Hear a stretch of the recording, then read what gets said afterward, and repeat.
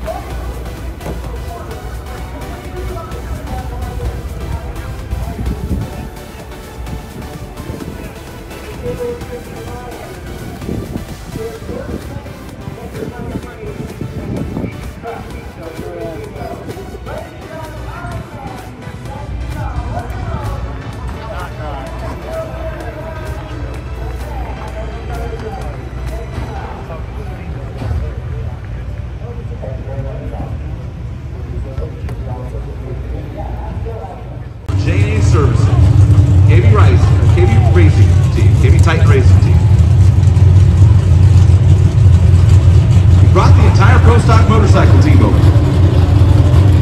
Boys Molly Jim Whiteley, Jim and Andy JNA Services. One of the partners of KB Talbot's Camaro.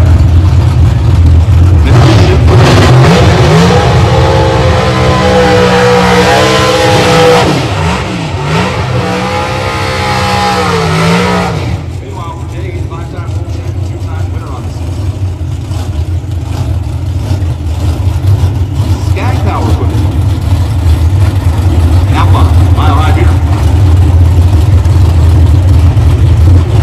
For the performance, the Elite Orange color. For so long we had the Elite Red color. We had the Elite Black color. The Elite Yellow color. Now we got the Orange color. Well, we got the red color.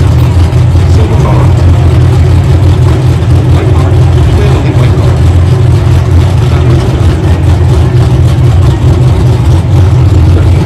Put all the colors on. Stitch them together here. Jake is coming 12, 5, 10.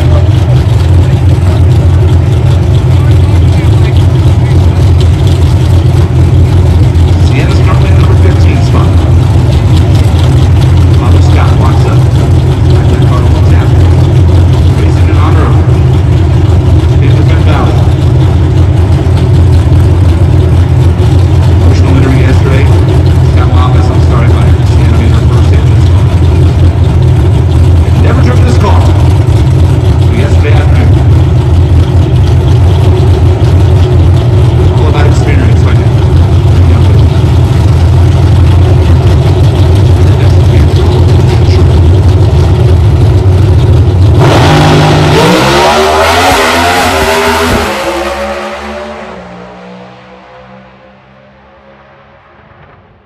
.657 Jeg Jr. 661 Sienna Wildgust. And for those two cars, again, somewhere between 3 and 400ths of a second. They have fallen off from yesterday. Correction factor is way up. The heat is way up. But they are cut from the same exact piece of competitive cloth. They deliver. They are impervious to pressure. Glenn with 10 career wins, 67 for Jeg Coughlin. He's looking for his 3rd win on the season for Dallas Glenn after getting knocked around a couple of final rounds by Aaron Stanfield. He is going to try to get one back in this DPFPartsDirect.com Rad Torque Systems Camaro. 200ths. 200ths is the number. That is a deficiency that Dallas Glenn comes into this matchup with. He's going to have to rely on his tuners, hope they give him a little more, and he's going to try to do his business on that starting line.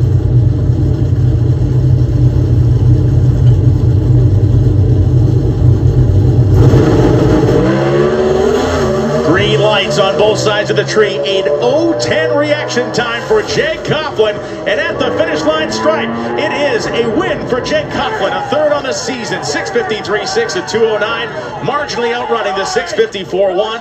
But this is a guy who now, for the 68th time, has won in Pro Stock with a 10 reaction time. You're racing a pro when you come up against Jeg Coughlin Jr. And it showed under pressure, under the big lights, on the big stage for Jeg Coughlin Jr. And this is no surprise. I mean, Dallas Glenn was right there alongside of him, but when you do the math, it's only 0.005 of a second, so you're talking less than a foot at the finish line. But when you combine that with that starting line advantage, no win is easy, but that gave Jeg Coughlin Jr. quite the cushion.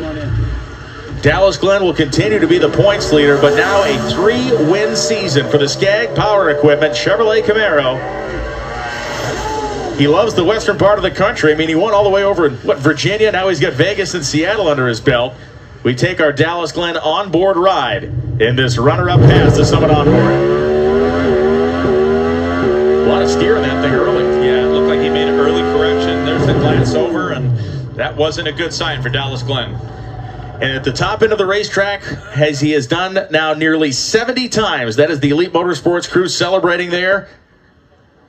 Chase Freeman, Royce Freeman, and the boys. Jeg Coughlin's with Bruno Massel. It is all smiles down here for the natural, your Pro Stock winner, the 68th of your career. Jeg Coughlin, you grew up in a racing family where this is what you guys did. Did you ever dream you were holding 68 of those? Yeah, no doubt. You know, in total, counting the sportsman wins, it's 87, I think, this week, which is unfathomable. Honestly, my goal as a kid growing up was to try and win one national event in each of the years I competed. And, you know, I've been very fortunate, very blessed. My father, Jeg, and everyone at Jeg's, and over the years, we've had so many great wins. But fast forward to today, how about this elite team? My hot rod really came around this weekend. We changed some things out on Saturday, and the car started accelerating really well. And these last 2 rounds, this thing was on a rail, and it felt great. I didn't even see my wind light come on there, so I was a little bit bummed. You know, the next 1,500 feet as I was pulling off, I was excited but also bummed. But, you know, congrats to the whole team, man. It's everyone at SCAG Power Equipment, Outlaw Beer, Jegs, JHG. Man, we love y'all. Hello to my family back home in Ohio. I love you. Miss you. He will be bringing home more hardware. The family legacy for the Coughlin clan continues to grow, seemingly by the week. We get a look now at our Pro Stock Championship points. Dallas Glenn continues to make final rounds. The last few haven't necessarily gone his way, but there's a part of the long-term vision of this season that he might not be that sad about, because the more finals he goes to, the worse he locks everybody else out on gathering points and trying to chase him down. As Jeg meets the team, Royce and Chase Freeman. In the background there, Mark Ingersoll, the son of the great Buddy Ingersoll, who has become just an absolutely prolific crew chief in Pro Stock for the work that he does and the success that he has garnered with Elite Motorsports. He is a brilliant, brilliant guy, very, very hardworking, and he accepts nothing less than the best. Pro Stock points here for our championship contenders. Jeg Coughlin is certainly among them for over the course of this weekend. You know, Coughlin came into this race in the number 5 position, and he finds himself in the number 5 position, but he's tightened the gap behind Aaron Stanfield. Eric Anders is